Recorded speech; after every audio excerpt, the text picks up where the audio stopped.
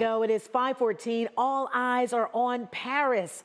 Take a look, Eiffel Tower behind us. But did you know a local man was tapped for his input on the games? Yeah, from crowd control to marketing and mascots, the man in charge of running Playhouse Square knows the show must go on no matter what, even on the world's biggest stage.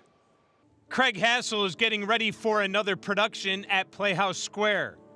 He's the chief executive officer, managing thousands of people and productions, all at the nation's second largest performing arts center. The theater and the Olympics have a lot in common, especially the logistics. I spent my life putting on shows. Well, the Olympic Games is just a big show. It's a very big show. It's the biggest show on earth.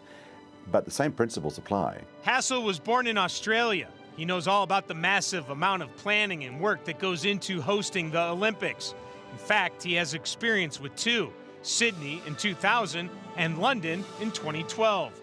Hassall helped with the cultural planning, which includes the overall look and feel of the games. The Olympic Games are very brand controlled by the IOC. You have to be very reverential to the Olympic rings.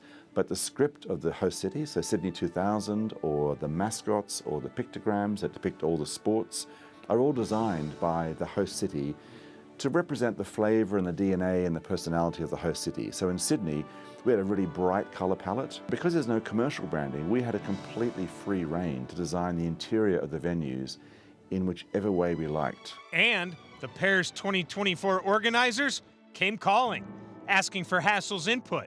Paris 2024 is going to be the best advertisement for the culture of the French people in 100 years. And the French know this, and so they're going to do a brilliant job of showing off how organized France is, putting on a show, how beautifully, culturally, creatively, stylishly elegant the French are. Hassall says he will be watching the Paris Games with an eagle eye, thinking about how his experiences in Sydney and London might impact these games. When I'm watching the sporting events, I'll be looking at all the branding and the signage and the colorways and the podium, the design of the podiums, the design of the medals, the design of the torch, all the things that I know we influenced in Sydney that give away the personality of the host city.